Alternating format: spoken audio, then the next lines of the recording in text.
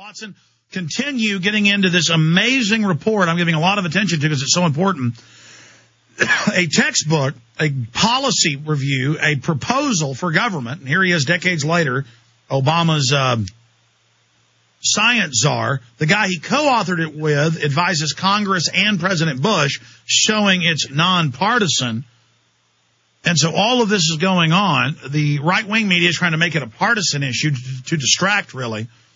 But there's a lot of other facets to the incredible system he calls for. A global government in ecoscience, population, resources, and environment.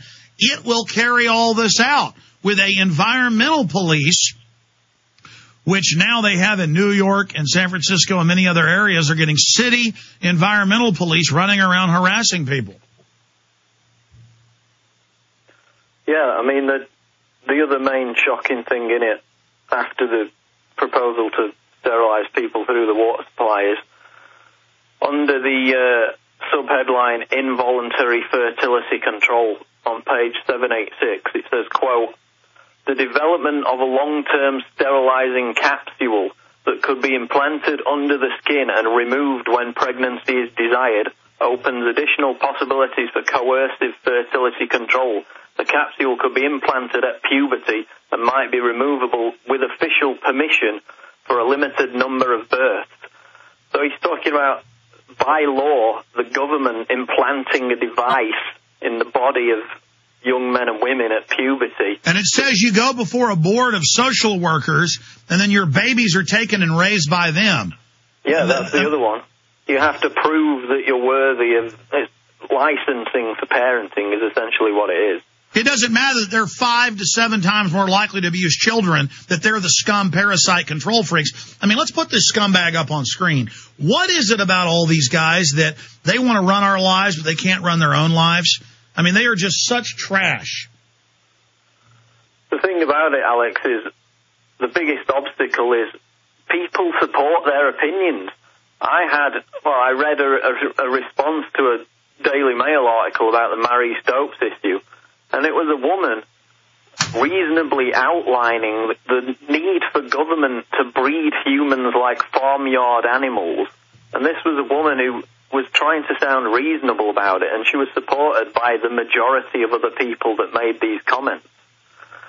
Now, they've got a culturally imperialist mindset that, as he said, has been brainwashed into them.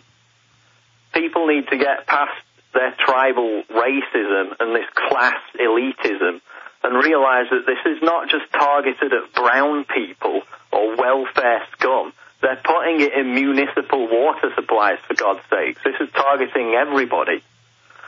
Now, the whole overpopulation issue itself, we've proven that these people were completely wrong in their predictions. I've just read out the quotes from Holdren's co-author in that book.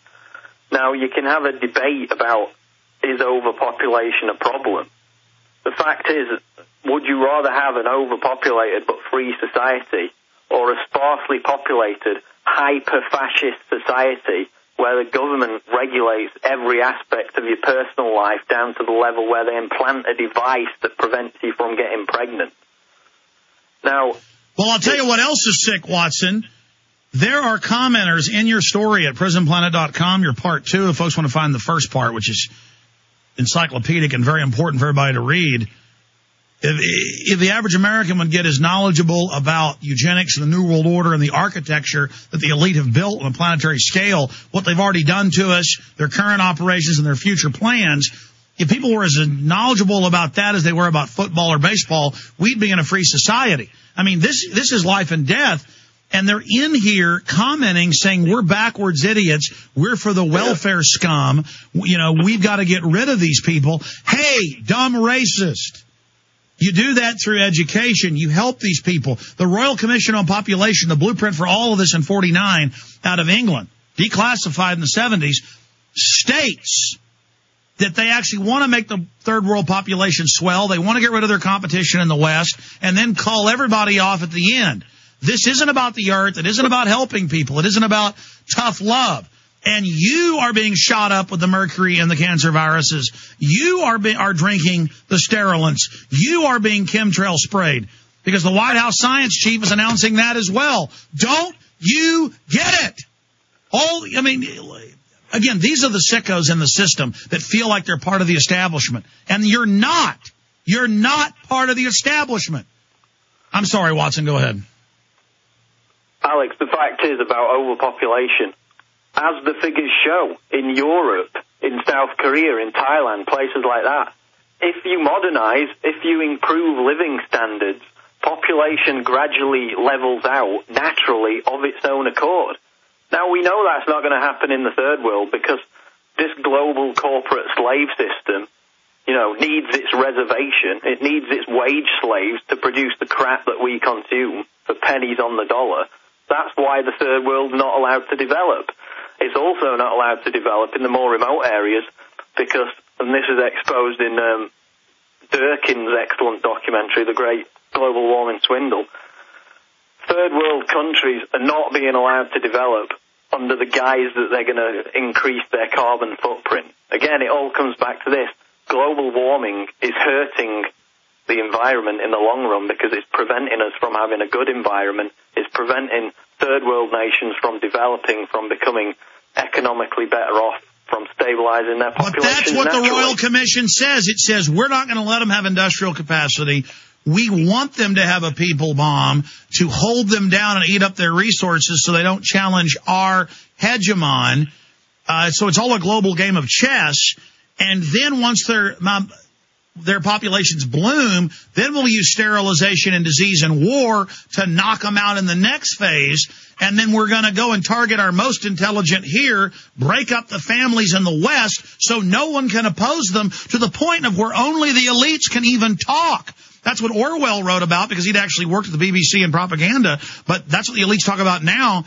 And Huxley talked about it, so did Bertrand Russell, about how the public wouldn't be able to talk. And Paul, a lot of the public now can't really talk unless it's kind of canned things they heard from TV. They've been chemically and psychologically through the educational system turned into like biological androids, and now they're using these biological androids. Me have police uniform. Me take you to camp. Me take your child. Me, And so they've got like brain damaged zombies. Hey, government, authority, official. And we're like, warn everyone, warn them quickly. And the enemy's like, you can't stop us. The planes are spraying and people are drinking goblets of water and, children all die of cancer. It is normal.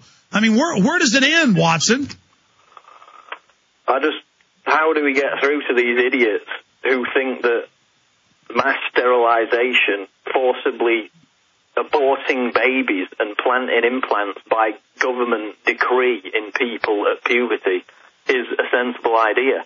How could any free-thinking, sane person advocate that? And the fact is this. In Britain, there are couples who haven't had jobs their entire lives. They have 15 or 16 children, and the state pays them for every one. It's this socialized welfare system. Well, they do that so they can point at that and say, we need to socialize everything. You got to have a license to have a kid, so we don't have to pay for that. They brag. It's problem, reaction, solution. They create the crisis and then offer the solution. Their nanny state they created to get control to reduce population actually makes it explode, which is their original plan. You see, this is crazy like a fox, Paul.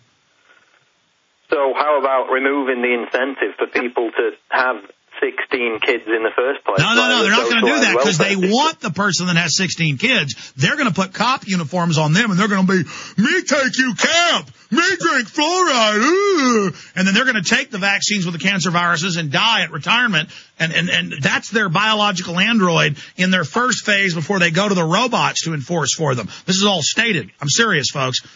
Their real enemy is you and I who can actually think. We're the enemy. So they're creating the devil horde of the white trash fluoride heads. You understand, Paul? Yeah, they need to create the problem officer, so they can then introduce the solution. This is a quote from somebody on an article, not my article, but a similar one out of the Daily Mail. Quote, we breed farm animals to produce the best possible stock and kill them when they have fulfilled their purpose. We interbreed pedigree animals to produce extremes that leave them open to ill health and early death. It is only religion that says humans are not animals. The reality is that we are simply intelligent mammalian primates. The world population of humans has increased from 2 to 6.5 billion in the last 50 years. The planet can support 2 billion humans comfortably. 6.5 uses too many resources and leads to global warming and climate change. Marie Stopes believed in population control and breeding the best possible humans. So did Hitler.